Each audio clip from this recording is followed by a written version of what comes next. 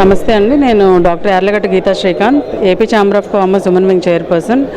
ఈరోజు ఇక్కడ global forum for sustainable transformation ఆధ్వర్యంలో government tech, deep technology and innovation మీద చంద్రబాబు నాయుడు గారు ఆధ్వర్యంలో ఇక్కడ ఒక కాన్క్లేవ్ జరుగుతుంది నోవాటెల్లో. ముఖ్యంగా దీని ఉద్దేశం ఏంటంటే టెక్నాలజీని ఉపయోగించుకొని, అంటే చాలామంది ఇప్పుడు ఆర్టిఫిషియల్ ఇంటెలిజెన్స్, మెషిన్ లెర్నింగ్ ఇవన్నీ కూడా రెగ్యులర్గా మనం వింటున్నాం ఈ మధ్య ఆర్టిఫిషియల్ ఇంటెలిజెన్స్ అని. ఈ ఆర్టిఫిషియల్ ఇంటెలిజెన్స్ రావడం వల్ల అనేక మంది యువత ఉద్యోగాలు పోతాయని చాలామంది భయాందోళనకు గురవుతున్నారు. కానీ ఏఐని ఉపయోగించుకొని కొన్ని లక్షల మందికి జాబ్స్ ఎలా క్రియేట్ చేయొచ్చు అనే దాని మీద కూడా డిస్కషన్స్ జరుగుతున్నాయి రెగ్యులర్గా ఆంధ్రప్రదేశ్లో. అండ్ టెక్నాలజీని డిఫరెంట్ డిపార్ట్మెంట్స్, గవర్నమెంట్ డిపార్ట్మెంట్స్ కానీ, లేకపోతే health systems, different corporate hospitals కానీ, అన్ని రంగాల్లో ఈ ఆర్టిఫిషియల్ ఇంటెలిజెన్స్, మిషన్ లెర్నింగ్ని ఉపయోగించి యువతకి అనేకమైన ఉపాధి అవకాశాలు, అలాగే ఎంటర్‌ప్రెన్యూర్‌షిప్ ఆపర్చునిటీస్ కూడా క్రియేట్ చేసే విధంగా మనం ఈ టెక్నాలజీని ఉపయోగించుకోవచ్చు, దాన్ని ఎలా ఉపయోగించుకోవాలి అనే దాని మీద డిఫరెంట్ సెక్టోరియల్ ప్యానల్ డిస్కషన్స్ జరుగుతున్నాయి. ఈరోజు మారుమూల ప్రదేశాల్లో ఈరోజు ఎక్కడో ఒక కొండ ప్రాంతం మీద ఉన్న ఒక గిరిజనులు కూడా వీడియో కాల్ ద్వారా వాళ్ళు కన్సల్ట్ చేయొచ్చు. ఒక హైదరాబాద్లోనో లేకపోతే ఒక అమెరికాలో ఉన్న డాక్టర్ని కూడా కన్సల్ట్ చేయొచ్చు. అనేక మంది వలస వెళ్ళిపోయి ఈరోజు విదేశాల్లో పనిచేస్తున్నారు. కానీ ఇక్కడ మన ఆంధ్రప్రదేశ్లో మారుమూల గిరిజన ప్రాంతాలు లేకపోతే రూరల్ ఏరియాస్లో ఉండి కూడా అంతకన్నా ఎక్కువ బిజినెస్ ఆపర్చునిటీస్ క్రియేట్ చేసుకోవచ్చు, అంతకన్నా ఎక్కువ వ్యాపార అభివృద్ధి చేయొచ్చు ఈ టెక్నాలజీని ఉపయోగించుకొని అనే విధంగా ఇక్కడ ఎడ్యుకేట్ చేయడం జరుగుతుంది.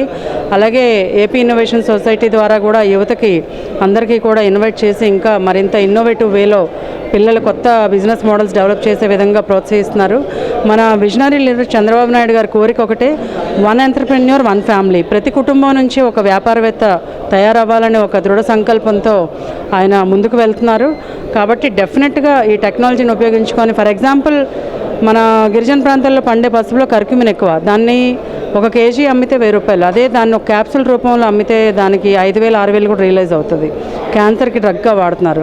ఒక మారుమూల కూర్చొని కూడా అది ఒక చిన్న యూనిట్ పెట్టుకొని వాళ్ళు అక్కడ నుంచి త్రూ కొరియర్స్ కానీ, త్రూ ఈ-కామర్స్ కూడా వాళ్ళు వ్యాపారం చేసుకోవచ్చు. ఎందుకంటే అక్కడ ఉన్న వాళ్ళు వచ్చి అర్బన్ ఏరియాస్లో వాళ్ళు జీవనోపాధి దొరకక ఇబ్బందులు పడుతున్నారు.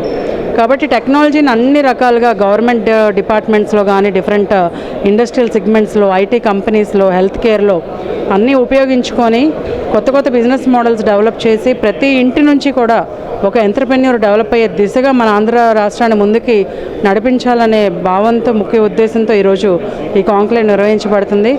ఇక్కడ చాలా కాలేజెస్ నుంచి, డిఫరెంట్ హెల్త్ హాస్పిటల్స్ నుంచి కూడా చాలామంది, డిఫరెంట్ ఎన్జిఓస్ నుంచి, గవర్నమెంట్ డిపార్ట్మెంట్స్ నుంచి అందరూ కూడా వచ్చారు ఈ సెమినార్కి. అందరూ కూడా ఈ సెమినార్ వల్ల చాలా నేర్చుకుంటున్నాము ఈరోజు ఇక్కడ ఈ కాంక్లేవ్ వల్ల. అలాగే మేము ఏపీ ఛాంబర్స్ నుంచి కూడా we are into entrepreneurship development programmes, అనేకమైన ప్రోగ్రామ్స్ చేస్తున్నాము.